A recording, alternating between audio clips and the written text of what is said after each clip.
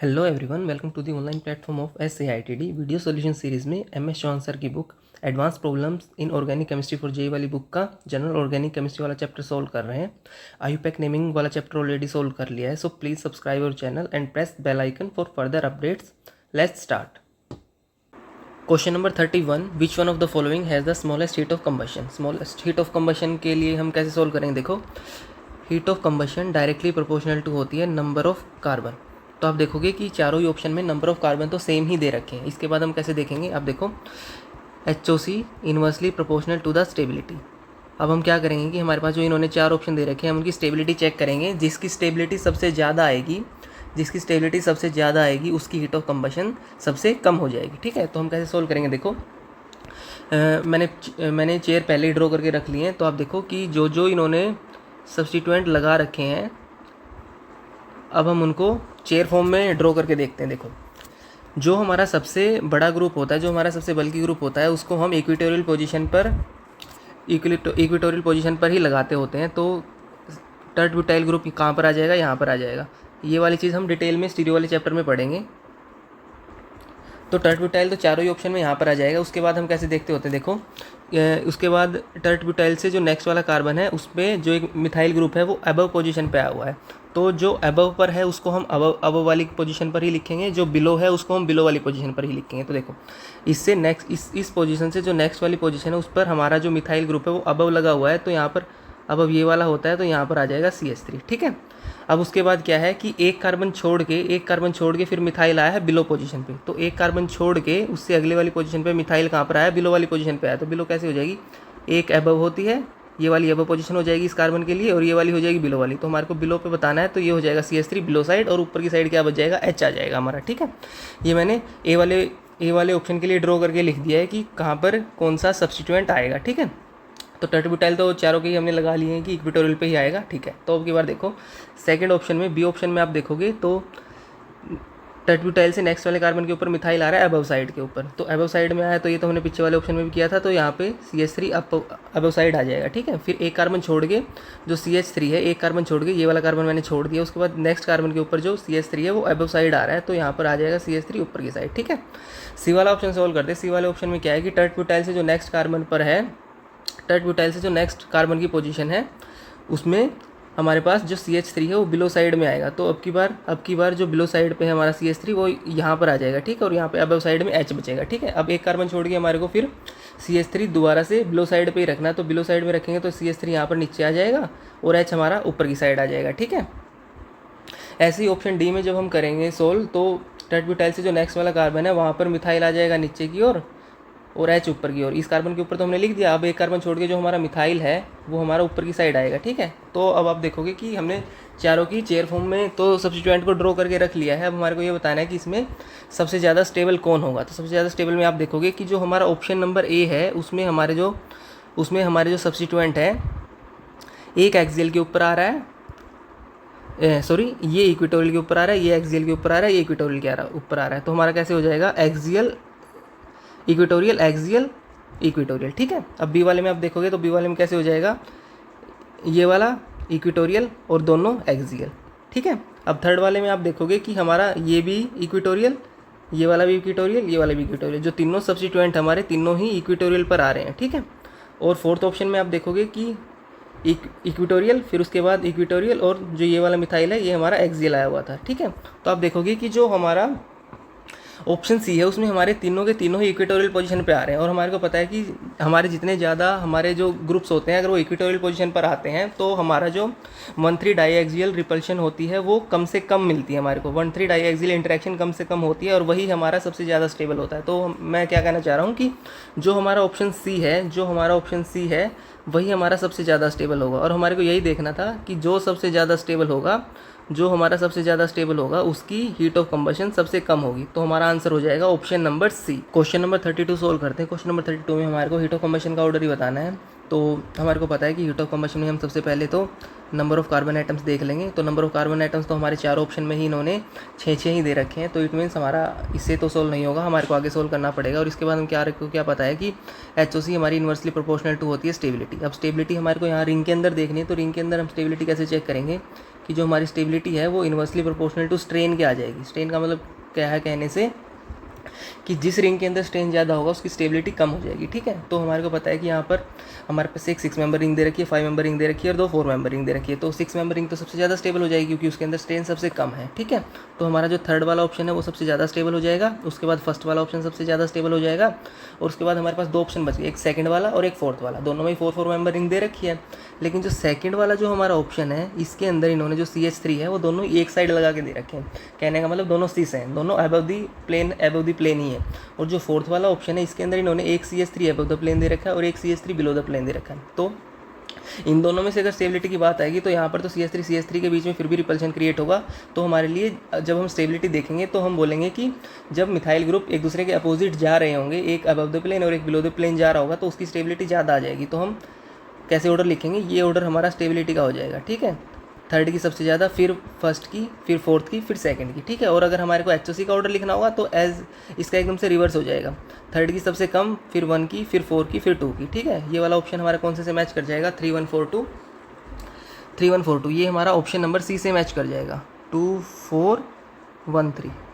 Question number 33 solve करते हैं। हमारे को लोएस्ट PK वैल्यू बतानी है, तो कैसे सोल्व करेंगे देखो।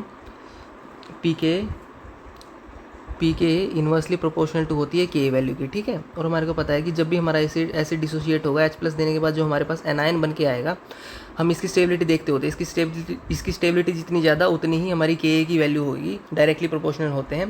तो हम कैसे सोल्व करेंगे देखो, जो हमारा ऑप्शन नंबर B है, यहाँ पर अगर H+ जाने के बाद में जो नेगेटिव चार्ज बनेगा वो 2 रिंग के साथ में डिलोकलाइज हो रहा होगा, 2 रिंग के साथ में डिलोकलाइज हो रहा होगा, ठीक है। और ऐसे ही ऑप्शन नंबर अगर हम A में देखें, यहाँ पर H+ जाने के बाद में अगर नेगेटिव चार्ज बनेगा तो ये 3 रिंग के साथ में डिलोकलाइज हो रहा होगा, ठीक है।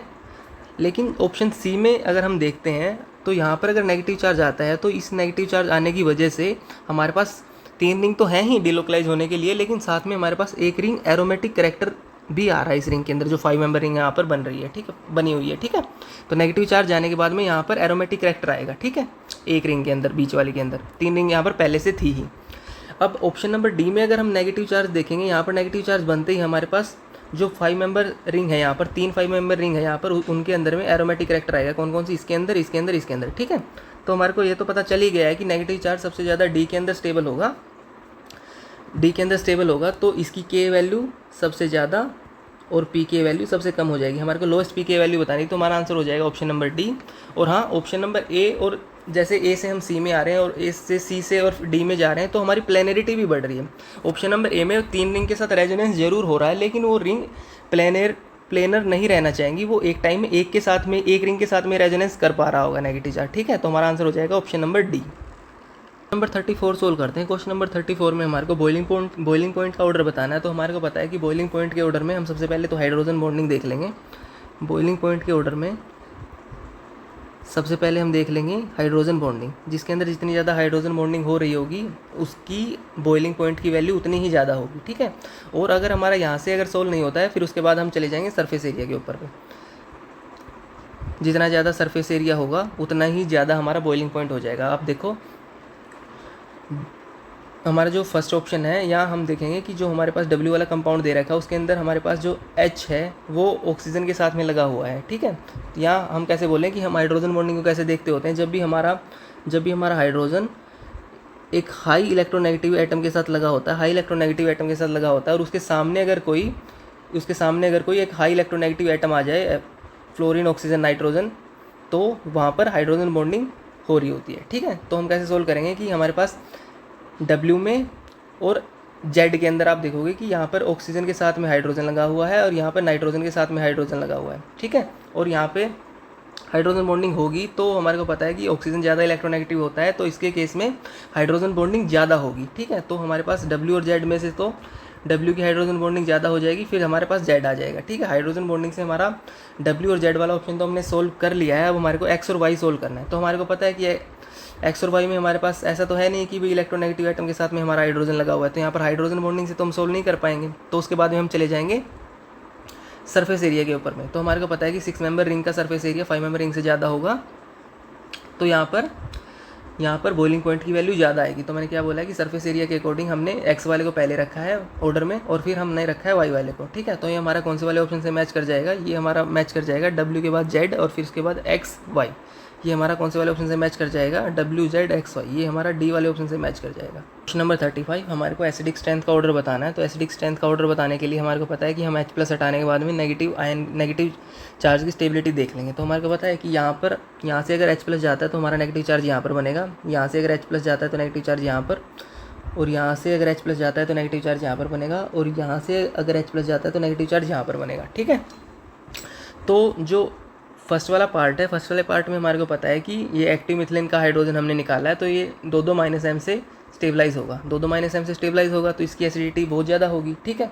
अब हम चलते हैं ऑप्शन नंबर डी के ऊपर या ऑप्शन नंबर 4 के ऊपर। सबसे पहले तो हमारे को पता है कि यहाँ पर 2 -m ग्रुप तो पहले से ही लगे हुए थे, लेकिन एक -m ग्रुप यहाँ पर भी आ गया। तो कहने का मतलब ये है कि ये तो 2+m ग्रुप वाले 2 -m ग्रुप वाले से भी ज़्यादा स्टेबल हो जाएगा नेगेटिव चार्ज, ठीक है। तो हमारा ऑर्डर कैसे हो जाएगा, अगर हम लिखना चाहें, फोर्थ की ज़्यादा एसिडिटी हो जाएगी और फर्स्ट उससे बाद में आएगा, ठीक है। तो फोर्थ और फर्स्ट को तो हमने सोल्व कर लिया, अब हम सोल्व करेंगे सेकंड और थर्ड को। देखो जो सेकंड वाला ऑप्शन है, सेकंड वाले ऑप्शन में हमारे को पता है कि या तो हम इसको ऐसे सोल्व कर लें कि हमारा जो कीटोन होता है उसका -m एस्टर से ज़्यादा होता है, ठीक है। या तो हम ऐसे सोल्व कर लें तो हमारा थर्ड वाला ज़्यादा स्टेबल हो जाएगा सेकंड के कंपैरिजन में। या इसके लिए हम क्या एक्सप्लेनेशन दे सकते हैं कि यहाँ से ऑक्सीजन का क्रॉस कंजुगेशन हो रही होगी, तो ये नेगेटिव चार्ज उतना स्टेबल नहीं हो पाएगा, ठीक है। तो इस वजह से भी ये कम स्टेबल होगा, तो हमने इसको लास्ट में रखा है। या हम ये बोल सकते हैं कि जो थर्ड में है एक एडिशनल फैक्टर ऑक्सीजन का भी आ रहा है, जिसके -i से ये नेगेटिव चार्ज स्टेबल हो रहा होगा। ओवरऑल कहने का मतलब ये है कि फोर्थ और फर्स्ट को तो पहले सोल्व कर लिया था, और सेकंड और थर्ड में से थर्ड वाला हमारा ज़्यादा स्टेबल हो जाएगा नेगेटिव चार्ज। तो एसिडिटी का ऑर्डर हो जाएगा fourth, first, third and second. Fourth सबसे ज़्यादा, हाँ डी ऑप्शन में शायद हमारा मैच हो गया है, fourth, first, third and second. तो हमारा आंसर हो जाएगा option number D. Question number 36 solve करते हैं। How many degree of unsaturation are there the following compound. तो जब भी हमारे को बहुत बड़ा स्ट्रक्चर दे रखा हो और हमारे को उसके अंदर डी बताना हो, तो हम डी के लिए C+1 वाला फार्मूला नहीं लगाएंगे। हम उसके लिए कैसे सोल्व करेंगे, डी इज इक्वल टू हमारा हो जाएगा number of pi bond plus में हम देख लेंगे नंबर ऑफ रिंग्स को, ठीक है। तो एक बार हम काउंट कर लेते, पहले पाई बॉन्ड काउंट कर लेते, तो कितने हो जाएंगे 1 2 3, एक रिंग के अंदर आया हुआ है 4 और यहाँ के C डबल बॉन्ड वाला 5, ठीक है। तो 5 तो हमारे पाई बॉन्ड आ गए, ठीक है। तो प्लस में अब हम यहाँ पर रिंग काउंट करेंगे, ठीक है। तो रिंग काउंट कैसे करेंगे, तो एक यहाँ से आ जाएगी, दूसरी यहाँ से, मैं दूसरे वाले पेन से लिखता हूँ, 1 2, ठीक है। तो 2 तो हमारी सिंपल रिंग दे ही रखी है इन्होंने, तो +2 तो ये हो गया। और अब आप देखो कि एक बेंजीन रिंग बची है, तो बेंजीन रिंग को एक बार हम डायरेक्ट साइड में देख लेते हैं। तो हमारे पास बेंजीन रिंग के लिए हम डी लिखना होगा, तो हम क्या लिखेंगे, बेंजीन रिंग के अंदर 3 तो पाई बॉन्ड और एक रिंग, तो टोटल कितना आ जाएगा, 4 हो जाएगा। तो कहने का मतलब यहाँ पर 2 + 4 कर देते हैं हम, ठीक है। तो टोटल कितना हो जाएगा हमारे पास 5 + 2 + 4 11 हमारा आंसर आ जाएगा। तो ऑप्शन नंबर कौन से मैच कर जाएगा, ऑप्शन नंबर डी से मैच कर जाएगा, ठीक है। क्वेश्चन नंबर 37 सोल्व करते हैं। Heat of hydrogenation for three methyl butane के लिए N2 पेंटीन के लिए HOH की वैल्यू क्या दे रखी है, -32 किलो कैलोरी पर मोल एंड -28 किलो कैलोरी पर मोल रिस्पेक्टिवली, ठीक है। तो फर्स्ट लाइन से तो इन्होंने HOH का डेटा ही दिया है हमारे को, तो HOH का डेटा इसके लिए दे रखा है -30 और इसके लिए दे रखा है -28। इसके बाद इन्होंने सेकंड लाइन पढ़ते हैं, heat of combustion of two methyl butane and pentane, उसके लिए वैल्यू क्या दे रखी है, -784 एंड -782 किलो कैलोरी पर मोल रिस्पेक्टिवली, ठीक है। तो -784 एंड -782 किस के लिए दे रखी है, 2-मिथाइल ब्यूटेन के लिए इन्होंने दे रखी है -784 और एन पेंटेन मतलब कि पेंटेन के लिए इन्होंने दे रखी है -782, ठीक है। HOC का डेटा था ये। अब आगे पढ़ते हैं। All the values are given under standard condition taking into account that combustion of both the alkane. जो हमारे पास ये 2 एल्केन है 1 एंड 2, इनके कंबशन से जो प्रोडक्ट बनेगा, इनके कंबशन से अगर कोई प्रोडक्ट बनता है तो उसका जो भी प्रोडक्ट बनेगा वो सेम ही बनेगा। इन्होंने क्या लिखा हुआ है, सेम प्रोडक्ट बनेगा, ठीक है। What is the delta H for the following reaction under same condition. हमारा को आंसर में क्या बताना है, डेल्टा H की वैल्यू बतानी है, डेल्टा H की वैल्यू, ठीक है। तो अब देखो, जो रिएक्टेंट साइड में हमारे को जो एल्कीन दे रखी है, रिएक्टेंट साइड में जो हमारे को एल्कीन दे रखी है वो एक लेस स्टेबल एल्कीन है, और जो प्रोडक्ट साइड में एल्कीन है वो मोर स्टेबल एल्कीन है। ठीक है, तो हमारे को पता है कि जब भी हम लेस स्टेबल प्रोडक्ट से मोर स्टेबल प्रोडक्ट की तरफ जाएंगे तो हमारे पास में एनर्जी रिलीज होकर आएगी। तो रिलीज एनर्जी को हम नेगेटिव साइन के साथ दिखाते हैं। तो हमारे को डेल्टा एच का साइन तो पता चल गया कि नेगेटिव आएगा, तो हमारा ना तो ऑप्शन ए होगा ना हमारा ऑप्शन डी होगा। ठीक है, और आपको क्या बातें पता होनी चाहिए क्वेश्चन सोल्व करने के लिए, जब भी हम रिएक्टेंट से प्रोडक्ट की साइड में जाएंगे, अगर इस प्रोसेस के लिए हमारे पास डेल्टा एच की वैल्यू अगर x आती है, तो अगर हम प्रोडक्ट से रिएक्टेंट की तरफ में जाएंगे तो हमारा साइन तो सेम ही रहेगा।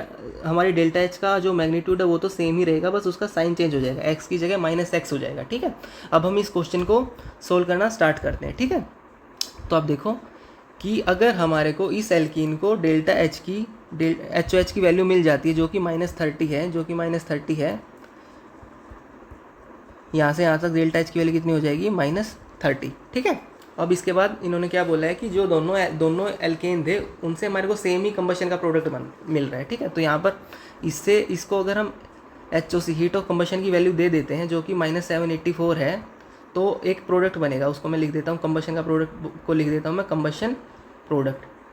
ठीक है, अब ध्यान से सुनिएगा कि यहाँ पर मैंने -784 लिख दिया है क्योंकि यही हमारे को HOC की वैल्यू उन्होंने गिवन दे रखी थी। ठीक है, दूसरा इन्होंने क्या बोला था अगर यहाँ से भी अगर हम HOC की वैल्यू प्रोवाइड करेंगे जो कि -782 है, गिवन है हमारे को क्वेश्चन में, तो सेम ही प्रोडक्ट बनेगा। ठीक है, अब जो मैं अभी बोलूँगा वो उसको ध्यान से सुनिएगा कि अगर हमारे को रिएक्टेंट से प्रोडक्ट के लिए -782 वैल्यू चाहिए, अगर हमारे को एल्केन से कंबशन के प्रोडक्ट तक जाना उसके लिए -782 वैल्यू चाहिए, तो अगर मैं इसको रिवर्स बोलता हूँ कि कंबशन के प्रोडक्ट से अगर हमारे को एल्केन तक जाना है तो उसकी वैल्यू कितनी हो जाएगी, माइनस की जगह प्लस हो जाएगा, मैग्नीट्यूड उतना ही रहेगा, प्लस का 782 हो जाएगा। ठीक है, अब इसके बाद आप ध्यान से सुनिएगा कि अगर जो ये -28 इन्होंने इस एल्कीन के लिए हमारे को जो HOH का डेटा दिया था, अगर मैं एल्कीन से एल्केन तक जाता हूँ तो इसके लिए इन्होंने HOH का डेटा दिया था, वो कितना दिया था, -28। ठीक है, अब रिवर्स बात सुनिएगा कि अगर मैं एल्केन से एल्कीन तक जाता हूँ तो मेरी वैल्यू तो 28 ही रहेगी डेल्टा एच की,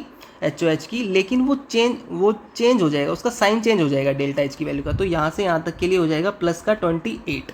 ठीक है, अब एक लाइन में अगर हमारे को इन वैल्यू को लिखना हो, ये थोड़ा सा कॉम्प्लेक्स हो गया है, मैं थोड़ा सा सही से करके लिखता हूँ। देखो, तो सारा डेटा हमने अभी तक सोल्व कर लिया है, तो इसको फाइनली कैसे लिखेंगे देखो। तो हमारे आंसर के लिए डेल्टा एच की वैल्यू कैसे हो जाएगी, देखो सबसे पहले तो जो ये एल्कीन थी इसके लिए हमारे को HOH की वैल्यू देनी पड़ेगी, तो स्टार्टिंग में तो हमारे लिए आ जाएगा एज इट इज़ -30। ठीक है, उसके बाद हम यहाँ से यहाँ तक अगर कंबशन प्रोडक्ट के लिए लिखते हैं तो यहाँ से यहाँ तक हमने कोई चेंज नहीं किया था, -784 एज इट इज़ आ जाएगा। इसके बाद अब हम कंबशन प्रोडक्ट से एल्केन के लिए अगर लिखेंगे तो साइन चेंज करके लिखेंगे, प्लस वाली वैल्यू को लिख रहे हैं हम। ठीक है, तो प्लस का 782 हो जाएगा। ठीक है, और यहाँ से यहाँ तक अगर हम जाएंगे तो यहाँ से भी हमारे को प्लस वाली वैल्यू ही लिखनी पड़ेगी क्योंकि चेंज हो गया था, है ना। हमारे को डेटा दे रखा था एल्कीन से एल्केन तक का -28, वो हमने +28 लिखना पड़ेगा क्योंकि अब हम एल्केन से एल्कीन तक जा रहे हैं। तो यहाँ से साइन चेंज करके क्या हो जाएगा, -28 का +28 हो जाएगा। तो यहाँ से फाइनल आंसर हमारा कितना हो जाएगा, फाइनल आंसर हो जाएगा हमारा यहाँ से -2, यहाँ से -2, तो फाइनल आंसर हो जाएगा हमारा -4 हो जाएगा। ठीक है, तो ये हमारे कौन से वाले ऑप्शन से मैच कर जाएगा, ऑप्शन नंबर बी से मैच कर जाएगा, दैट इज़ -4। ठीक है, क्वेश्चन नंबर 38 सोल्व करते हैं। Which of the following sigma bonds participate in hyper conjugation. तो हमारे को पता है कि हाइपर कंजुगेशन के अंदर पार्टिसिपेट कौन करता है, जो भी डबल बॉन्ड के साथ में हमारा अल्फा कार्बन होता है, या जो भी डबल बॉन्ड के साथ में हमारा sp3 कार्बन होता है, उसके ऊपर जो भी हाइड्रोजन होते हैं वही हमारे हाइपर कंजुगेशन के अंदर पार्टिसिपेट कर रहे होते हैं। तो इस क्वेश्चन के अंदर आप देखो कि ये हमारे एल्कीन के 2 कार्बन हो गए और इसके साथ में sp3 कार्बन कौन कौन से आ रहे हैं, इसके साथ में sp3 कार्बन आ रहे हैं, एक तो ये वाला और एक ये वाला। तो इसके ऊपर जो हाइड्रोजन लगे हुए हैं वही CH बॉन्ड हमारा हाइपर कंजुगेशन के अंदर पार्टिसिपेट कर रहा होगा। तो कहने का मतलब ये है कि एक तो फर्स्ट वाला हमारे आंसर में हो जाएगा और एक फिफ्थ वाला, फर्स्ट और फिफ्थ ही वो सिग्मा बॉन्ड है जो कि हाइपर कंजुगेशन के अंदर पार्टिसिपेट करेंगे। तो हमारा आंसर हो जाएगा ऑप्शन नंबर बी 1 और 5। ठीक है, क्वेश्चन नंबर 39 सोल्व करते हैं। क्वेश्चन नंबर 39 में हमारे को एसिडिक स्ट्रेंथ का ऑर्डर बताना है। तो देखो कि जो हमारा W वाला OH ग्रुप है, W वाला जो OH ग्रुप है वहाँ से अगर H+ जाता है और वहाँ से अगर नेगेटिव चार्ज बनता है तो वो रेजोनेंस स्टेबलाइज होगा। तो कहने का मतलब W की तो एसिडिक स्ट्रेंथ सबसे ज़्यादा आ जाएगी, ठीक है। तो ऑप्शन नंबर सी और डी तो वैसे ही एलिमिनेट हो जाते हैं। उसके बाद आगे सोल्व करते हैं। तो जो बचे हुए 3 ग्रुप हैं हमारे पास, जो बचे हुए 3 OH ग्रुप हैं, आप देखो कि ये वाला 1 डिग्री है, ये वाला 2 डिग्री है, ये वाला 3 डिग्री है। तो ऐसा क्यों लिख रहे हैं हम कि जितने ज़्यादा एल्काइल ग्रुप लगे होंगे OH के पास में, तो उतना ज़्यादा प्लस आई इफेक्ट आएगा, और प्लस आई इफेक्ट ऑक्सीजन के ऊपर जो नेगेटिव चार्ज होगा उसकी स्टेबिलिटी को घटाएगा। तो कहने का मतलब 1 डिग्री यहाँ पर आ जाएगा, W के बाद में आएगा 1 डिग्री। 1 डिग्री कौन सा, X वाला, तो W के बाद में आएगा X। और Y और Z को कैसे कंपेयर करेंगे हम, सॉरी Z भी 2 डिग्री है, Y और Z को कैसे कंपेयर करेंगे कि जो बेंजीन रिंग है वो वाई वाले OH ग्रुप के पास में आ रही है। तो कहने का मतलब जो बेंजीन रिंग का नेगेटिव इफेक्ट होगा, माइनस आई इफेक्ट होगा, वो कंपैरेटिवली वाई को ज़्यादा स्टेबलाइज कर रहा होगा। वाई में जो ऑक्सीजन है उसके नेगेटिव चार्ज को ज़्यादा स्टेबलाइज कर रहा होगा, तो वाई पहले आ जाएगा, उसके बाद में Z आ जाएगा। तो हमारा आंसर हो जाएगा W, उससे कम X, फिर उससे कम Y, फिर उससे कम Z। हमारे कौन से वाले ऑप्शन से मैच कर जाएगा, ऑप्शन नंबर ए से मैच कर जाएगा। क्वेश्चन नंबर 40 सोल्व करते हैं। Arrange the following alcohols in decreasing order of the ease of ionization under acidic conditions, ठीक है। तो कैसे सोल्व करेंगे, जब भी हमारे पास कोई अल्कोहल दे रखा होगा एसिडिक कंडीशन के अंदर, तो हम कैसे सोल्व करेंगे, ऑक्सीजन का जो लोन पेयर है वो H+ के ऊपर अटैक करेगा, तो हमारे पास बन जाएगा ROH2 पॉजिटिव, ठीक है। और यहाँ से अगर ये बॉन्ड ऐसे ब्रेक होता है तो हमारे पास एक H2O मॉलिक्यूल एलिमिनेट हो जाएगा, और हमारे पास क्या बचेगा, हमारे पास बचेगा R पॉजिटिव। R पॉजिटिव का मतलब क्या है कि हमारे पास कैटायन बचेगा, ठीक है। तो इसकी ट्रिक हम क्या बना लेंगे, इसकी ट्रिक हम ये बना लेंगे, जहाँ से जिस कार्बन से हमारे पास OH ग्रुप लगा होता है उसको हटा के हम उसके ऊपर कार्बन पॉजिटिव कार्बोकैटायन बना देंगे, ठीक है। तो हमारे पास कार्बोकैटायन कहाँ बनेगा, एक तो यहाँ पर बनेगा, एक यहाँ पर बनेगा, और एक यहाँ पर बनेगा, ठीक है। अब इसको आगे सोल्व करते हैं। देखो, अगर यहाँ से OH चला जाता है तीनों में से ही, तब मैंने ये कार्बोकैटायन बनाया है, ठीक है।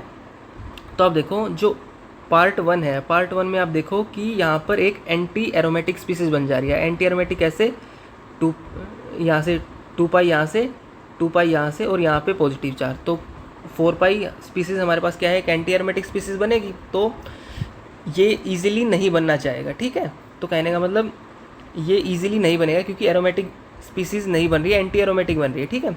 तो बी वाला ऑप्शन सोल्व करते हैं, मतलब कि सेकंड पार्ट सोल्व करते हैं। सेकंड पार्ट में अगर यहाँ से कार्बोकैटायन बनता है तो कितने पाई इलेक्ट्रॉन हो जाएंगे हमारे पास, 2 पाई यहाँ से 2 पाई यहाँ से, और ऑक्सीजन का एक लोन पेयर 2 पाई यहाँ से, तो ये यहाँ से 6 पाई की हमारे पास एरोमेटिक स्पीसीज बन रही है, ठीक है। तो पार्ट 1 से तो एंटी एरोमेटिक बन रही थी, जो कि ईजिली नहीं बनना चाहेगी क्योंकि एंटी एरोमेटिक स्पीसीज अनस्टेबल होती है, हाईली अनस्टेबल होती है, और एरोमेटिक स्पीसीज हाईली स्टेबल होती है, तो वो ईजिली बन जाएंगी, ठीक है।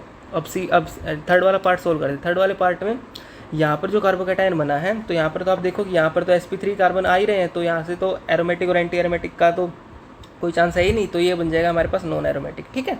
तो हमारे पास अगर एरोमेटिक बन रहा होगा तो वो ईजिली बन जाएगा, तो कहने का मतलब बी सेकंड वाला पार्ट हमारा ईजिली बन जाएगा। उसके बाद हमारा नॉन एरोमेटिक वाला आ जाएगा, सबसे लास्ट में हमारे पास आ जाएगा एंटी एरोमेटिक वाला, ठीक है। तो हमारे पास आंसर क्या हो जाएगा, 2, 3, 1। हमारे को ईजी बतानी थी, ease of ionization under acidic condition. तो ईज किसके केस में आएगी, जिसके केस में एरोमेटिक बन रहा होगा। तो सेकंड के बाद में एंटी एरोमेटिक को तो लेंगे नहीं, तो नॉन एरोमेटिक बीच में आ जाएगा, और सबसे लास्ट में आ जाएगा एंटी एरोमेटिक। तो हमारा आंसर हो जाएगा second, third, first, that is option number C, ठीक है। Question number 41, among the isomeric amine select the one with the lowest boiling point, ठीक है। तो कैसे सोल्व करेंगे, हमारे को पता है कि जिसके अंदर हाइड्रोजन बॉन्डिंग हो रही होगी उसका तो बॉइलिंग पॉइंट ज़्यादा ही होगा, तो जिसके अंदर हाइड्रोजन बॉन्डिंग नहीं होगी वो हमारा आंसर हो जाएगा, ठीक है। तो कैसे सोल्व करेंगे, देखो, जब भी हमारे पास हाइड्रोजन इलेक्ट्रोनेगेटिव एटम के साथ लगा होगा और उसके आगे कोई भी इलेक्ट्रोनेगेटिव एटम आ जाता है तो वहाँ पर हाइड्रोजन बॉन्डिंग हो रही होगी, ठीक है। तो फर्स्ट के अंदर तो हमारे को पता है कि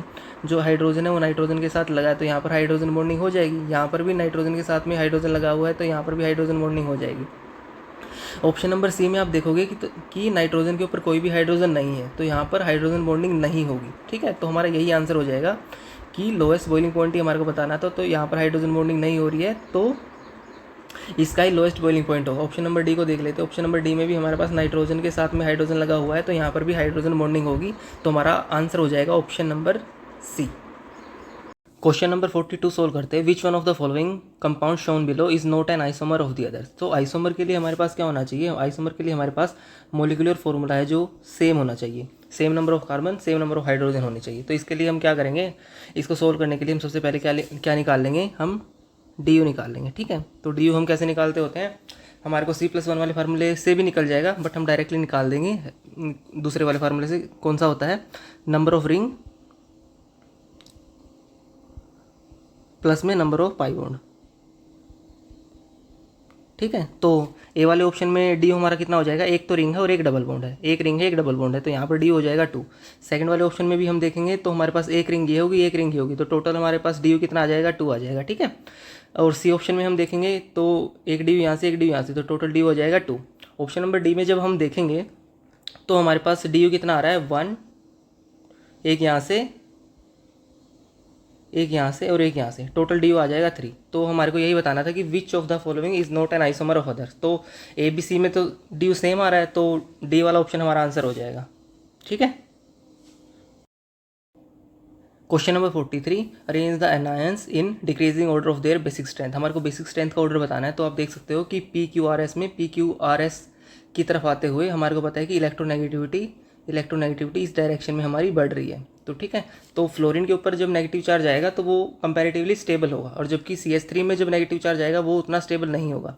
और बेसिक स्ट्रेंथ में हम यही देखते हैं कि कौन कितना जल्दी H+ ले लेगा। तो कहने का मतलब ये है कि CH3 के ऊपर जो माइनस का चार्ज है वो उतना स्टेबल नहीं है, वो जल्दी से जल्दी H+ को लेना चाहेगा, और जबकि फ्लोरीन के ऊपर नेगेटिव चार्ज फिर भी कंपैरेटिवली स्टेबल है। तो हमारे को यही बताना था कि बेसिक स्ट्रेंथ का ऑर्डर, तो CH3 की बेसिक स्ट्रेंथ सबसे ज़्यादा हो जाएगी, फिर उसके बाद आ जाएगा हमारा NH2-, उसके बाद आ जाएगा हमारा OH-, उसके बाद आ जाएगा F-। ठीक है, तो हमारा आंसर कौन सा हो जाएगा, ये P था, ये Q था, ये R था, ये S था, तो हमारा आंसर हो जाएगा PQRS। कौन से वाले ऑप्शन से मैच कर जाएगा, ऑप्शन नंबर ए से मैच कर जाएगा। Question number 44, one among the following compounds will not give effervescence with sodium carbonate. तो कॉन्सेप्ट क्या है, जब भी हमारे पास कोई एसिड होगा और वो Na2CO3 या सोडियम बाइकार्बोनेट NaHCO3 के साथ रिएक्ट करेगा, तो कैसे होती है रिएक्शन, हम लिखते हैं एसिड की रिएक्शन हम जब भी Na2CO3 के साथ करवाएंगे, हमारे पास एसिड का तो कंजुगेट बेस मिल जाएगा और साथ में हमारे को मिलेगा H2CO3। ठीक है, तो H2CO3 हमारे पास एक वीक एसिड है, या हम ऐसे बोलें कि जब भी हमारे पास कोई ऐसा एसिड होगा जो H2CO3 से स्ट्रॉन्ग होगा या उसकी pK वैल्यू H2CO3 से कम होगी, तो ये हमारी रिएक्शन फिजिबल होगी फॉरवर्ड डायरेक्शन के अंदर, और H2CO3 आगे ब्रेक होकर हमारे को H2O प्लस में CO2 देता है, और इसी CO2 की हमारे को एफरवेसेंस मिलती होती है। तो हमारा कॉन्सेप्ट क्या हो गया कि जो भी एसिड H2CO3 से स्ट्रॉन्ग होगा वो हमारे को CO2 की एफरवेसेंस देगा सोडियम कार्बोनेट के साथ में। तो ऑप्शन नंबर ए में हमारे को बेंजोइक एसिड दे रखा है जो कि H2CO3 से एक स्ट्रॉन्ग एसिड है, तो इस केस में हमारे को एफरवेसेंस मिलेंगी, तो इस केस में हमारे को एफरवेसेंस मिलेगी। बी ऑप्शन में हमारे को सल्फोनिक एसिड दे रखा है, तो इस केस में भी हमारे को एफरवेसेंस मिलेंगी। ऑप्शन नंबर सी और डी में आप देखोगे तो हमारे को एक तो फिनॉल दे रखा है, और डी ऑप्शन में हमारे को पिक्रिक एसिड दे रखा है। तो पिक्रिक एसिड का आपको पता होगा, पिक्रिक एसिड एक बहुत ही स्ट्रॉन्ग एसिड होता है, तो डी ऑप्शन में भी हमारे को CO2 की एफरवेसेंस मिलेंगी सोडियम कार्बोनेट के साथ में। लेकिन जो हमारा फिनॉल होता है वो इतना स्ट्रॉन्ग एसिड नहीं होता है, वो फिनॉल हमारा H2CO3 से हमारा वीक एसिड होता है। ठीक है, तो इस केस में ये वाली रिएक्शन फॉरवर्ड में नहीं जाएगी, तो इस केस में हमारे को एफरवेसेंस नहीं मिलेगी। तो हमारा आंसर हो जाएगा option number C, that is phenol. ठीक है, question number 45, the carboxylic acid which has maximum solubility in water is. ठीक है, तो हमारे को कुछ ऑप्शन दे रखे हैं, उसमें से हमारे को ये बताना है कि मैक्सिमम सोल्युबिलिटी वाटर के अंदर किसकी होगी। तो देखिए कैसे सोल्व करेंगे। थैलिक एसिड कौन सा हो जाएगा, सबसे पहले मैं इनकी स्ट्रक्चर बना लेता हूँ। तो ए ऑप्शन में हमारे को थैलिक एसिड दे रखा है। थैलिक एसिड हमारे पास क्या होता है, हमारे पास बेंजीन रिंग होती है, और हमारे पास 2 साथ के कार्बन पे COH होता है। ठीक है, और उसके बाद हमारे पास सक्सीनिक एसिड है। सक्सीनिक एसिड का फार्मूला क्या होता है, CH2CH2 और साथ में COH।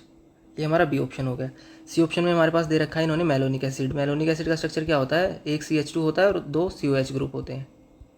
डी वाले ऑप्शन में हमारे को दे रखा है सैलिसिलिक एसिड। तो सैलिसिलिक एसिड में हमारे पास बेंजीन रिंग होती है, एक कार्बन के ऊपर COH होता है, उसके साथ वाले कार्बन पे हमारे पास OH होता है। ठीक है, तो आप देखो कि वाटर के अंदर सोल्युबिलिटी में हम कैसे चेक करेंगे कि वाटर के अगर हमारे पास वाटर की अंदर सोल्युबिलिटी हमारे को चेक करनी है तो हम कैसे सोल्व करेंगे। देखो, हम हाइड्रोफोबिक पार्ट देखेंगे। हाइड्रोफोबिक पार्ट का मतलब क्या हो जाएगा कि जो भी हमारा हाइड्रोकार्बन का पार्ट है वो हाइड्रोफोबिक पार्ट होता है, तो वो जिसके अंदर जितना कम होगा हाइड्रोफोबिक पार्ट हमारे पास जितना कम होगा सोल्युबिलिटी सोल्यूबिलिटी उतनी ज़्यादा हो जाएगी। तो इसमें देखो जो ए ऑप्शन है और डी ऑप्शन उसके अंदर तो इन्होंने बेंजीन दे रखी है, तो इनकी तो सोल्यूबिलिटी वैसे ही कम हो जाएगी। और बी ऑप्शन और सी ऑप्शन में हम देखेंगे कि यहाँ पर हमारे पास 2 कार्बन आ रहे हैं, COH वाला पार्ट तो हमारा पोलर पार्ट हो ही जाएगा, बस हमारे को ये देखना है।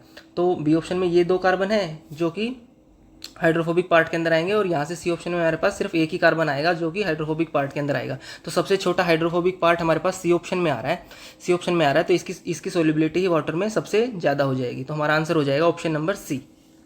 Question number 46, among the following compounds the most basic compound is. हमारे को मोस्ट बेसिक कंपाउंड बताना है, तो कैसे सोल्व करेंगे आप देखो कि हमारे पास जो भी 4 ऑप्शन दे रखे हैं, तो सबसे पहले तो हम ये देख लें कि जो भी sp3 सेंटर होगा हमारे पास उसकी इलेक्ट्रोनेगेटिविटी sp2 वाले सेंटर से कम होती है, और अगर इसकी इलेक्ट्रोनेगेटिविटी कम होती है तो इसकी डोनेशन टेंडेंसी ज़्यादा हो जाएगी, ठीक है। तो ए वाले ऑप्शन में तो हमारा ये वाला नाइट्रोजन sp2 सेंटर हो जाएगा, यहाँ पर ये वाला नाइट्रोजन sp2 सेंटर हो जाएगा, यहाँ पर हमारे पास जो ऑक्सीजन है ये हमारा sp3 सेंटर होगा, और डी ऑप्शन में हमारे पास ये वाला नाइट्रोजन हमारा sp3 सेंटर होगा। तो ये तो हमारे को पता चल गया है कि सी और डी की बेसिक स्ट्रेंथ ए और बी से तो ज़्यादा होगी, क्योंकि दोनों में sp3 सेंटर आ रहे हैं हमारे पास में। अब हमारे को जब सी और डी को कंपेयर करना होगा तो हम कैसे सोल्व करेंगे, देखो ऑक्सीजन और नाइट्रोजन में से हमारे को पता है कि ऑक्सीजन की इलेक्ट्रोनेगेटिविटी ज़्यादा होती है, ठीक है। अगर ऑक्सीजन की इलेक्ट्रोनेगेटिविटी ज़्यादा है तो ऑक्सीजन की डोनेशन टेंडेंसी नाइट्रोजन से कम हो जाएगी, नाइट्रोजन की डोनेशन पावर ज़्यादा होगी, ठीक है। तो नाइट्रोजन सेंटर जो है हमारे पास ऑप्शन नंबर डी में, ये जल्दी से H+ को गेन कर लेगा, ठीक है। तो हमारे पास ऑप्शन नंबर डी ही हमारे पास मोस्ट बेसिक कंपाउंड हो जाएगा, ठीक है। तो हमारा आंसर हो जाएगा option number D. Question number 47 solve करते हैं। Arrange the CH bonds XYZ in decreasing order of their bond dissociation energy in homolysis. तो देखो कैसे सोल्व करते हैं। जब भी हमारे पास कोई CH बॉन्ड होगा, अगर उसकी होमोलिसिस होती है तो हमारे पास C रेडिकल आएगा प्लस में H रेडिकल आएगा। तो जितना ज़्यादा स्टेबल हमारे पास जो ये C रेडिकल आएगा, इसका मतलब ये है कि CH बॉन्ड ईजिली ब्रेक हो जाएगा, यानी CH बॉन्ड हमारे पास वीक होगा, ठीक है। तो हम इसको कैसे लिखेंगे कि हमारे पास बॉन्ड डिसोसिएशन जो एनर्जी होगी वो इन्वर्सली प्रोपोर्शनल टू होएगी स्टेबिलिटी के। वो स्टेबिलिटी भी किसकी, कार्बन रेडिकल की। ये कार्बन रेडिकल जितना ज़्यादा स्टेबल होगा बॉन्ड डिसोसिएशन एनर्जी उतनी कम हो जाएगी, ठीक है।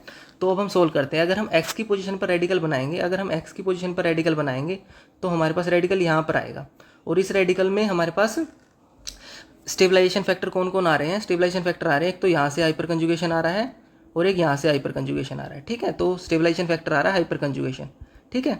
अब बी वाले यहाँ वाई वाली पोजीशन से अगर हम रेडिकल बनाते हैं वाई की पोजीशन पर, तो हमारे पास क्या रेडिकल बनेगा, देखो हमारे पास यहाँ पर रेडिकल बन जाएगा। तो यहाँ पर देखो स्टेबलाइजेशन फैक्टर क्या क्या आ रहे हैं, एक तो हाइपर कंजुगेशन आ रहा है और दूसरा यहाँ से हमारे पास रेजोनेंस भी आ रहा है, प्लस में हाइपर कंजुगेशन भी आ रहा है, ठीक है। और हम जेड की पोजीशन से अगर हम यहाँ से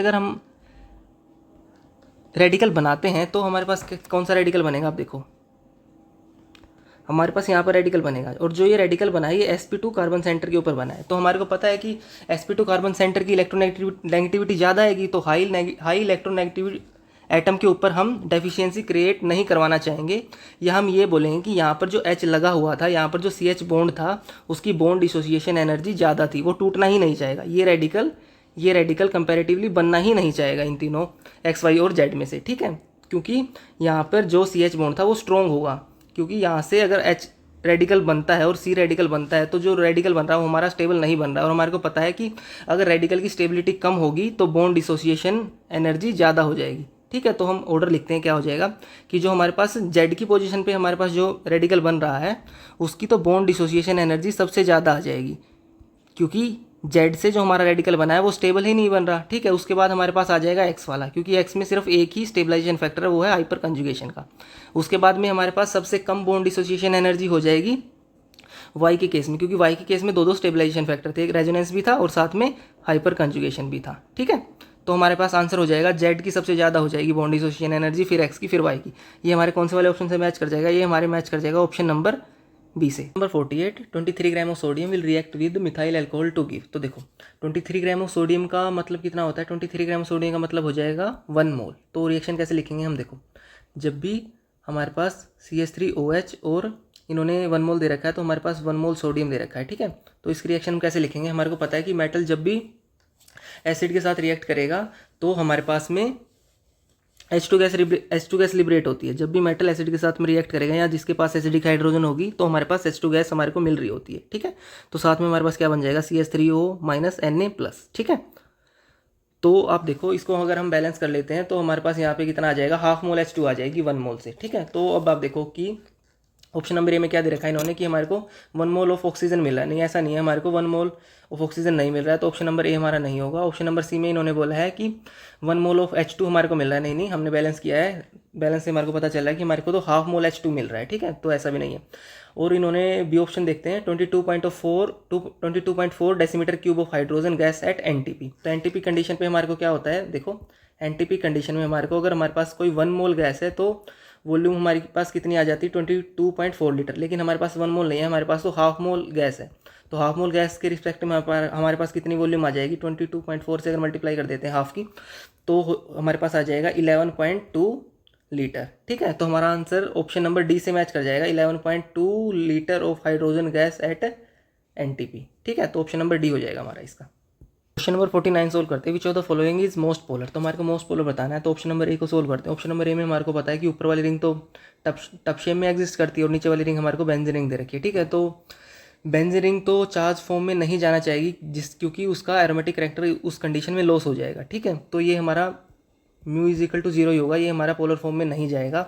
ऑप्शन नंबर बी को देख लेते हैं। ऑप्शन नंबर बी में हमारे को पता है कि एजोलिन दे रखा है, इंपॉर्टेंट मॉलिक्यूल है, इसमें हमारे को पता है कि ये एक एरोमेटिक मॉलिक्यूल होता है। तो देखो इसकी अगर हम दूसरी RS ड्रॉ करते हैं, अगर ऐसे ये बॉन्ड चलता है और आगे यहाँ पे चलता है, देखो तो इसकी मैं दूसरा स्ट्रक्चर ड्रॉ करता हूँ, देखो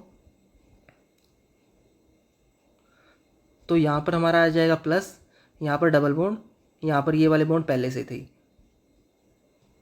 तो देखो यहाँ पर नेगेटिव चार्ज आया था हमारा, यहाँ पर डबल बॉन्ड पहले था और ये वाला बॉन्ड हमारा ब्रेक हो गया था, ठीक है। देखो इस फॉर्म में आप देखोगे कि ऊपर वाली रिंग भी 6 पाई इलेक्ट्रॉन्स के साथ एरोमेटिक हो जाएगी, नीचे वाली रिंग भी 6 पाई के साथ में एरोमेटिक हो जाएगी, ठीक है। और यहाँ पर दोनों रिंग एरोमेटिक आ रही है, तो ये चार्ज आने के बाद ये वाली दोनों रिंग हमारे पास में एरोमेटिक हो रही है, तो इट मीन्स ये पोलर फॉर्म में रहेगी, इसकी म्यू की वैल्यू 0 नहीं आएगी, बल्कि इसकी डाइपोल मोमेंट की वैल्यू हाई होती है, ठीक है। एक बार बाकी वाले ऑप्शन भी सोल्व करते हैं। देखो सी वाले ऑप्शन में हमारे को नेफ्थलीन दे रखा है, नेफ्थलीन में तो हमारे को पता है कि मोस्ट स्टेबल फॉर्म इसकी यही होती है। अगर ये दूसरी चार्ज फॉर्म में अगर इसकी दूसरी RS हम ड्रॉ करेंगे तो उसमें बेंजीन रिंग का जो एरोमेटिक कैरेक्टर वो लॉस हो जाएगा, तो ये इसमें म्यू की वैल्यू 0 ही आएगी, यहाँ पर चार्ज फॉर्म कोई नहीं बनेगी। डी वाले ऑप्शन में आप देखो तो पहले वाली रिंग भी एरोमेटिक आ जाएगी, दूसरे वाली रिंग भी एरोमेटिक आ जाएगी, तो ये भी इसकी भी म्यू की वैल्यू 0 नहीं आएगी, ठीक है।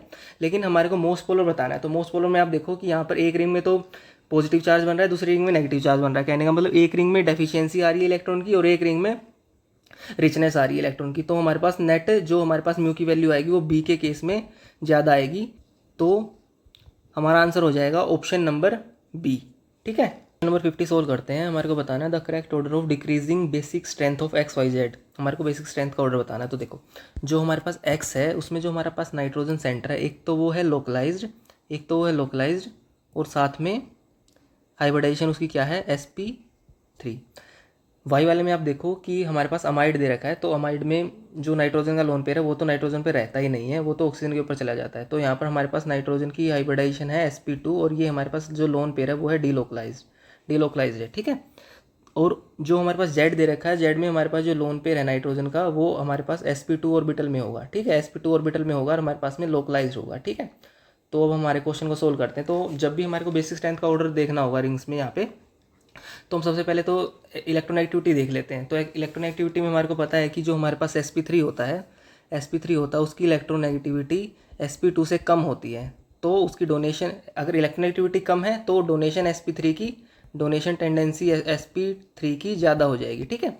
तो एक्स वाई और जेड में से सबसे ज़्यादा बेसिक हमारे पास में एक्स आ जाएगा, क्योंकि उसमें sp3 नाइट्रोजन दे रखा हमारे पास में, ठीक है। तो सबसे पहले तो हमारे पास एक्स आ जाएगा बेसिक स्ट्रेंथ के ऑर्डर में। उसके बाद में हमारे को वाई और जेड को हम कैसे कंपेयर करेंगे, वाई और जेड में हमारे को पता है कि दोनों ही नाइट्रोजन सेंटर sp2 है, लेकिन जो हमारे पास में लोकलाइज्ड वाला है, वाई में तो लोकलाइज्ड नहीं है, वाई में तो डीलोकलाइज्ड है, वो रेजोनेंस करके ऑक्सीजन के ऊपर चला जाएगा लोन पेयर। लेकिन जेड के केस में हमारे पास में लोकलाइज्ड लोन पेयर दे रखा है, तो इसकी बेसिक स्ट्रेंथ ज़्यादा आएगी, सॉरी वाई लिख दिया मैंने। तो हमारे पास एक्स के बाद में जेड आ जाएगा बेसिक स्ट्रेंथ के ऑर्डर में, फिर आएगा लास्ट में हमारे पास वाई आ जाएगा, क्योंकि वाई में नाइट्रोजन का लोन पेयर डीलोकलाइज कंडीशन के अंदर दे रखा है, ठीक है। तो हमारे पास आंसर हो जाएगा एक्स की सबसे ज़्यादा, फिर जेड की और फिर वाई की। हमारे पास ऑप्शन नंबर बी से मैच कर जाएगा, ठीक है। 51 विच of the following is the strongest Bronsted acid. तो कैसे देखेंगे हम कि जो भी हमारे पास ऑप्शन दे रखे हैं इनमें से कौन ईजिली हमारे पास H+ दे देगा और उसका जो एनायन है वो हमारे पास स्टेबल बनेगा। ठीक है, तो आप देखो कि हमारे पास ऑप्शन नंबर ए और ऑप्शन नंबर बी में तो अगर H+ जाता है तो यहाँ पर नेगेटिव चार्ज हमारे पास नाइट्रोजन के ऊपर बनेगा, यहाँ पर भी नेगेटिव चार्ज नाइट्रोजन के ऊपर, यहाँ पर ऑक्सीजन के ऊपर, यहाँ पर ऑक्सीजन के ऊपर। तो हमारे को पता है कि नेगेटिव चार्ज नाइट्रोजन और ऑक्सीजन में से हमारे पास ऑक्सीजन के ऊपर ज़्यादा स्टेबल होता है। तो कहने का मतलब हमारे को ऑप्शन नंबर सी और ऑप्शन नंबर डी में से देखना चाहिए कि कौन ईजिली H+ दे देगा। तो जब हमारे पास ऑप्शन नंबर सी और डी में से अगर H+ जाता है और ऑक्सीजन के ऊपर नेगेटिव चार्ज बनता है तो हमारे पास कौन से वाला नेगेटिव चार्ज ज़्यादा स्टेबल बनेगा। तो देखो यहाँ का जो नेगेटिव चार्ज है उसके पास कोई स्टेबलाइजेशन फैक्टर आ ही नहीं रहा है, लेकिन अगर जो हमारे पास डी वाले ऑप्शन में है यहाँ पर जो नेगेटिव चार्ज है वो डीलोकलाइज हो सकता है, बेंजीन के साथ में। तो हमारे पास स्ट्रॉन्गेस्ट ब्रोंस्टेड एसिड हमारे पास ऑप्शन नंबर डी से आ जाएगा। ठीक है, तो हमारा आंसर हो जाएगा option number D. Question number 52 हमारे को बताना विच of the following is the strongest Bronsted base. तो स्ट्रॉन्गेस्ट ब्रोंस्टेड बेस कैसे देखेंगे हम कि कौन इजीली हमारे पास H+ ले लेगा। जो इजीली H+ ले लेगा वही हमारा स्ट्रॉन्गेस्ट ब्रोंस्टेड बेस हो जाएगा। तो देखो ऑप्शन नंबर ए में हमारे पास जो नाइट्रोजन का लोन पेयर है वो डिलोकलाइज कंडीशन में है, तो ये इसकी अवेलेबिलिटी कम हो जाएगी। और ऐसे ही ऑप्शन नंबर सी में भी अगर हम देखेंगे जो यहाँ पर नाइट्रोजन का लोन पेयर है वो भी डिलोकलाइज कंडीशन में है, तो इसकी भी अवेलेबिलिटी कम हो जाएगी। तो ऑप्शन नंबर ए और ऑप्शन नंबर सी तो हमारा हो नहीं सकता। हमारे को ऑप्शन नंबर बी और ऑप्शन नंबर डी में से देखना है कि हमारा कौन सा आंसर होगा, क्योंकि ऑप्शन नंबर बी और डी में दोनों ही नाइट्रोजन का जो लोन पेयर है वो हमारे पास लोकलाइज कंडीशन में है। तो देखो यहाँ पर जो बी में है, बी में हमारे पास जो अमोनिया दे रखा है और जो डी में हमारे पास मॉलिक्यूल, तो डी में आप देखोगे कि यहाँ पर हमारे पास प्लस आई इफेक्ट भी आ रहा है, कार्बन का प्लस आई इफेक्ट आ रहा है। तो नाइट्रोजन के ऊपर जो इलेक्ट्रॉन डेंसिटी है वो प्लस आई इफेक्ट की वजह से बढ़ जाएगी। तो इलेक्ट्रॉन डेंसिटी जितनी ज़्यादा बढ़ जाएगी तो उतना ईजिली H+ के ऊपर अटैक करेगा और अपना ब्रोंस्टेड एसिड बिहेवियर दिखाएगा। ठीक है, तो हमारे पास बी और डी को कंपेयर करने पर हमारे को क्या पता चला है कि डी के ऊपर इलेक्ट्रॉन डेंसिटी ज़्यादा थी नाइट्रोजन के ऊपर, तो वही H+ को जल्दी एब्स्ट्रैक्ट करेगा और वही स्ट्रॉन्गेस्ट ब्रोंस्टेड बेस होगा। तो हमारा आंसर हो जाएगा ऑप्शन नंबर डी। ठीक है, question number 53 which of the following is polar aprotic solvent. हमारे को पोलर एप्रोटिक सोलेंट बताने इनमें से कौन सा है। तो कैसे देखेंगे कि हमारे पास कोई भी ऐसा H+ नहीं होना चाहिए जो कि इलेक्ट्रोनेगेटिव एटम के साथ लगा हो, हाईली इलेक्ट्रोनेगेटिव एटम के साथ में लगा हो। तो देखो DMSO का स्ट्रक्चर क्या होता है, CH3 CO CH3। तो इसमें आप देखो सल्फर होता है यहाँ पे। तो देखो यहाँ पर कोई भी H+ हमारे पास हाईली इलेक्ट्रोनेगेटिव एटम के साथ में नहीं लगा हुआ है, तो ये हमारे पास में पोलर एप्रोटिक सोलवेंट हो जाएगा। ठीक है, तो क्राउन ईथर देखते हैं। क्राउन ईथर में हमारे पास क्या होता है, साइक्लिक ईथर होते हैं देखो, और उसका स्ट्रक्चर ऐसे कुछ होते हैं। कहने का मतलब ये है कि यहाँ पर भी कोई हमारे पास में एसिडिक H नहीं होता है, तो ये भी हमारे पास में पोलर एप्रोटिक सोलवेंट के अंदर में आ जाएगा। ठीक है, थर्ड ऑप्शन में हमारे को दे रखा है इन्होंने DMG डाइमिथाइल ग्लाइकोजाइम। तो इसका स्ट्रक्चर क्या हो जाएगा, इसका स्ट्रक्चर हो जाएगा हमारे पास में N double bond CH3 OH और यहाँ से कैसे हो जाएगा C हो जाएगा और यहाँ से फिर N और यहाँ से OH। ठीक है, तो यहाँ पर आप देखोगे कि ऑक्सीजन के साथ में यहाँ पर एक H लगा हुआ है, यहाँ पर भी H लगा हुआ है। कहने का मतलब यहाँ पर हमारे पास में एसिडिक हाइड्रोजन है, तो ये हमारा पोलर एप्रोटिक सोलवेंट नहीं होगा। पोलर एप्रोटिक सोलवेंट हमारे पास ये नहीं होगा, ये हमारे पास में पोलर प्रोटिक सोलवेंट हो जाएगा।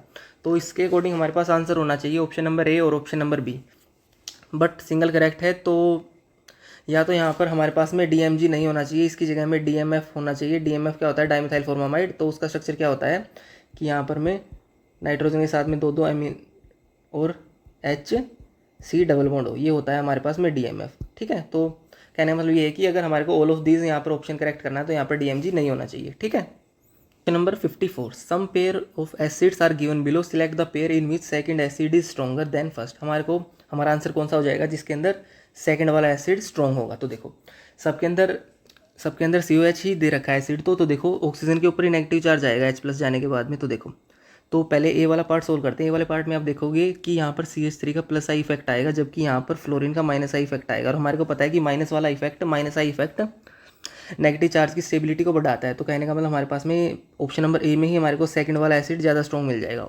बाकी ऑप्शन भी सोल्व कर लेते हैं। देखो सेकंड वाले ऑप्शन में हमारे को यहाँ पर नेगेटिव चार्ज तो सब में ही ऑक्सीजन के ऊपर बनेगा। तो देखो यहाँ पर हमारे पास में फ्लोरीन की इलेक्ट्रोनेगेटिविटी ज़्यादा होती है, या हम ये बोलेंगे कि फ्लोरीन का माइनस आई ज़्यादा होता है। कहने का मतलब कि बी में हमारे पास में पहले वाला एसिड ज़्यादा स्ट्रॉन्ग आ जाएगा, ठीक है। तो ये हमारा आंसर नहीं होगा। सी वाला पार्ट सोल्व करते हैं। सी वाले पार्ट में हमारे को क्लोरीन और ब्रोमीन को कंपेयर करना है। क्लोरीन और ब्रोमीन में से हमारे को पता है कि जैसे हमने बी वाले पार्ट में सोल्व किया, वहाँ पर फ्लोरीन का माइनस आई ज़्यादा था, तो सी ऑप्शन में क्लोरीन का माइनस आई ज़्यादा है ब्रोमीन के रिस्पेक्ट में। तो हमारा फर्स्ट, तो इस वाले पेयर में हमारा फर्स्ट वाला ही स्ट्रॉन्ग एसिड हो जाएगा, ठीक है।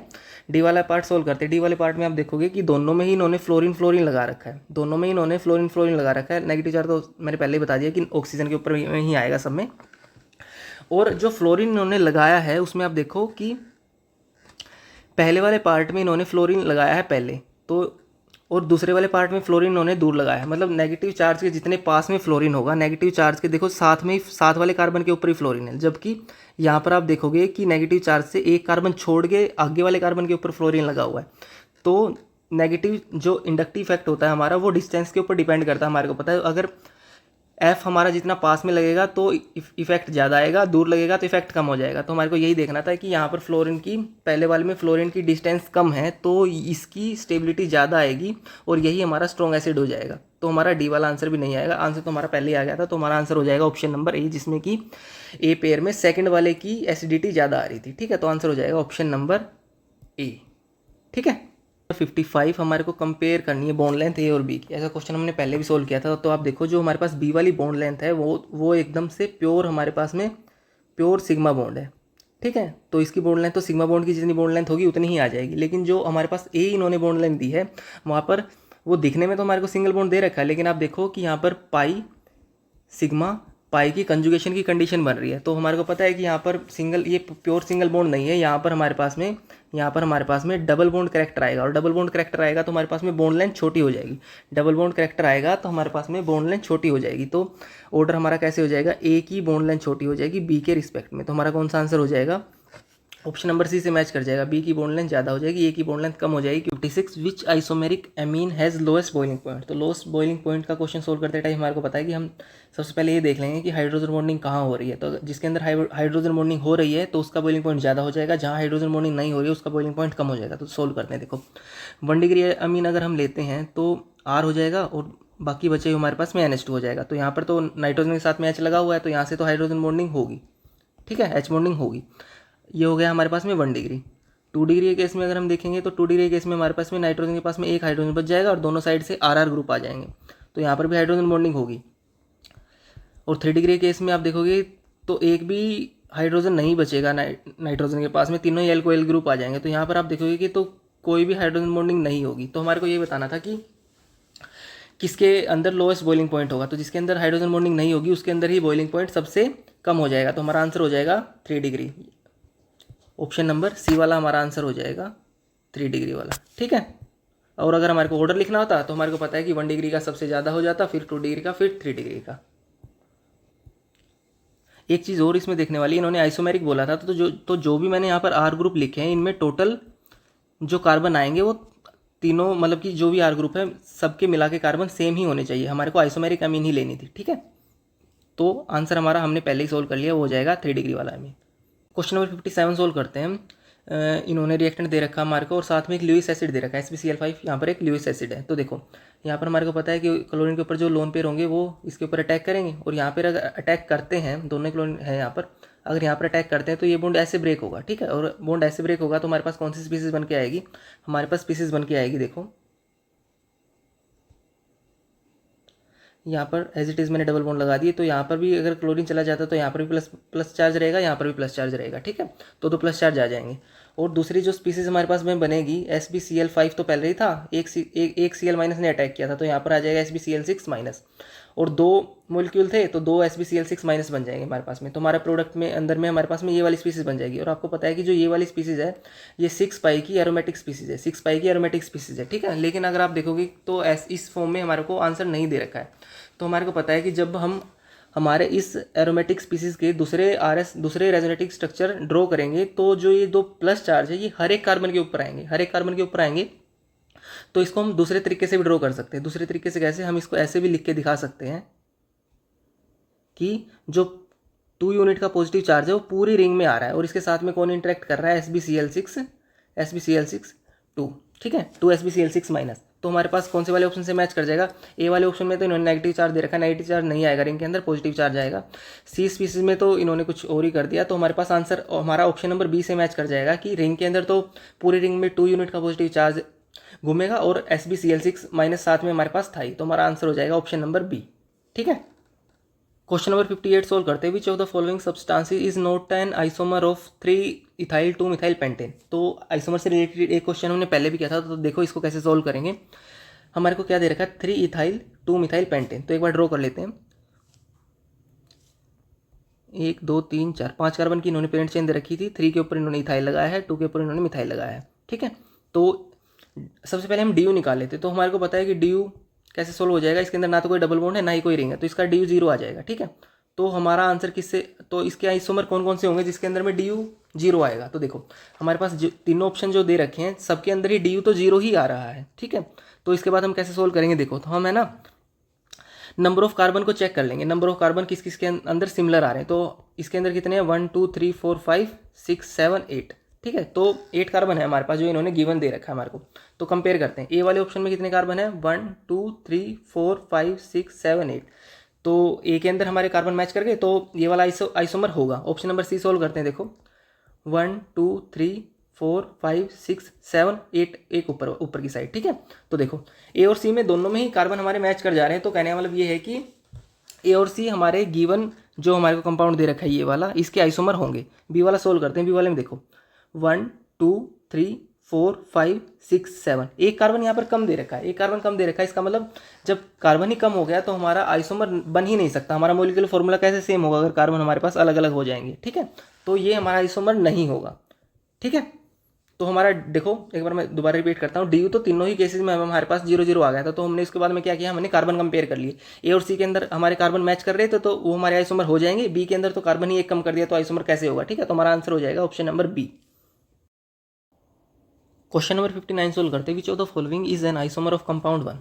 तो देखो फर्स्ट वाले के कौन कौन से इनमें से आइसोमर हो गए वो हमारे को बताना है। तो देखो सबसे पहले ना हम डी यू निकाल लेते हैं। तो देखो डी यू सबके अंदर ही ना इनमें सेम आ जाएगा, डी यू 1 आ जाएगा, क्योंकि यहाँ पर एल्डिहाइड के अंदर भी एक डबल बॉन्ड है तो यहाँ पर डी यू आ जाएगा 1।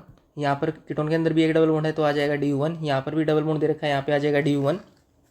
फोर्थ वाले में डबल बॉन्ड तो नहीं है लेकिन उन्होंने रिंग दे रखी है तो डी यू यहाँ पर भी 1 ही आ जाएगा। देख ठीक है, इसके बाद आगे कैसे सोल्व करेंगे हम कि हम यहाँ पर कार्बन कंपेयर कर सकते हैं, हाइड्रोजन कंपेयर करने की हमारी जरूरत पड़ेगी नहीं, ऑक्सीजन सब में ही सेम दे रखा है। तो इसके अंदर भी 3 ही कार्बन आ जाएंगे, इसके अंदर भी 3 ही कार्बन आ जाएंगे, इसके अंदर ही 3 ही कार्बन आ जाएंगे और इसके अंदर भी 3 ही कार्बन आ जाएंगे। ठीक है, तो कहने का मतलब ये है कि फर्स्ट वाले कंपाउंड के सेकंड, थर्ड और फोर्थ सारे के सारे आइसोमर होंगे। तो हमारा आंसर कौन सा हो जाएगा? आंसर हो जाएगा ऑप्शन नंबर डी।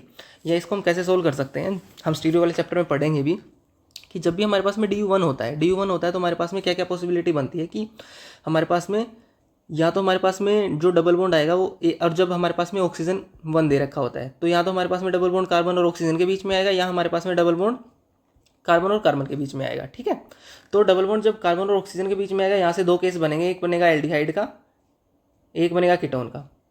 ठीक है, तो हमारे पास 3 कार्बन दे रखे हैं तो वो इन्होंने क्या क्या दे रखे हैं, तो पॉसिबिलिटी जो 1 और 2 में दे रखी यही वाली बन जाएगी, एक एसिटाल्डिहाइड बन जाएगा और एक बन जाएगा एसीटोन कीटोन बन जाएगा। ठीक है, लेकिन जब सी डबल बॉन्ड सी के अंदर हमारे पास जो डबल बॉन्ड आ रहा है तो यहाँ से हमारे पास में 2 पॉसिबिलिटी कौन सी बनेगी, एक बनेगी अल्कोहल की, एक बनेगी ईथर की। ठीक है, तो अल्कोहल की पॉसिबिलिटी बनाते टाइम हम कैसे देखेंगे कि हमारे पास एक तो डबल बॉन्ड आ जाएगा और साथ में जो हमारा ऑक्सीजन होगा वो की बार सिंगल बॉन्ड से कनेक्ट होगा, जो कि इन्होंने पार्ट सी में दे रखा है, पार्ट थर्ड में दे रखा है इन्होंने जो हमारे पास में ड्रॉ करके दे रखा है इन्होंने जो स्ट्रक्चर। ठीक है, और फोर्थ वाला जो इन्होंने पार्ट दे रखा है उसको देखो, हमारे पास में ईथर की 2 पॉसिबिलिटी बन सकती हैं। एक तो हमारा ईथर ऐसे बने कि बीच में आ जाए चेन के और डबल बॉन्ड हमारा यहाँ पर आ जाए, तो ये वाली तो पॉसिबिलिटी इन्होंने दे रखी है। इन्होंने रिंग वाली पॉसिबिलिटी हमारे को बना के दे रखी है, तो रिंग वाली पॉसिबिलिटी केस में हमारे पास में कौन सा ईथर बन जाएगा, ये वाला ईथर हमारे पास में बन के आ जाएगा। ठीक है, यहाँ पर H और यहाँ पे CH2। ठीक है, तो हमारा आंसर कौन सा हो जाएगा, ऑप्शन नंबर डी, जो कि हमने पहले ही सोल्व कर लिया था। ठीक है, नंबर 60 सोल्व करते हैं। हमारे को पता है कि AgNO3 की रिएक्शन हम जब भी RX के साथ करवाते हैं,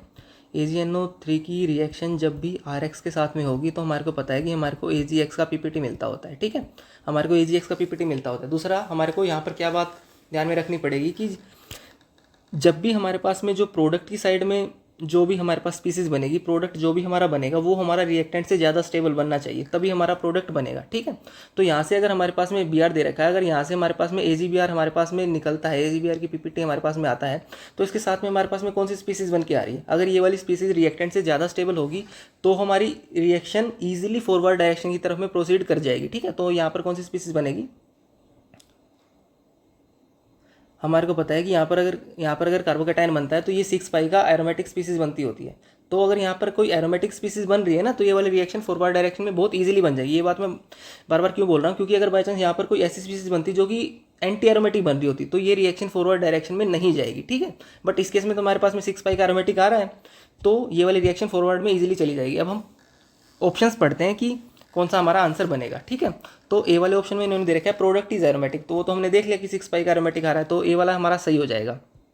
ठीक है, बी वाले ऑप्शन में इन्होंने दे रखा है product has high dipole moment, तो हमारे को पता है कि अगर चार्ज हमारे पास में चार्ज आ रहा है तो डाइपोल मोमेंट तो इस केस में हाई आएगी ही आएगी। ठीक है, तो बी वाला ऑप्शन भी सही दे रखा है, सही स्टेटमेंट है। सी वाले ऑप्शन में इन्होंने दे रखा है कि product has less resonance energy, नहीं, ये वाली बात इन्होंने गलत दे रखी, क्योंकि अगर कोई प्रोडक्ट हमारे पास में एरोमेटिक बन रहा है तो उसके केस में तो रेजोनेंस बहुत ज़्यादा हो रहा होगा। अगर रेजोनेंस बहुत ज़्यादा हो रहा होगा तो रेजोनेंस एनर्जी हमारे पास में हाई आएगी उस केस में, तो सी वाली स्टेटमेंट इन्होंने गलत लिख रखी है। डी वाला स्टेटमेंट पढ़ते हैं, product is soluble in polar solvent, तो देखो पोलर सोलवेंट के अंदर हमारे पास में पोलर स्पीसीज बहुत इजीली सोल्यूबल हो जाती है, तो हमारे पास में पोलर स्पीसीज ही बन रही है, तो इसका मतलब कि ये पोलर सोलवेंट के अंदर इजीली सोल्यूबल हो जाएंगी। तो कहने का मतलब ये है कि हमारा आंसर कौन सा होगा? जो इनकरेक्ट स्टेटमेंट होगी, तो इनकरेक्ट स्टेटमेंट इन्होंने सी दे रखी है, तो यही हमारा आंसर हो जाएगा, that is option number C. ठीक है, इस वीडियो में इतना ही। Please like and share the video, comment if you have any query, please subscribe and press bell icon. Thanks for watching, मिलते हैं नेक्स्ट वीडियो में।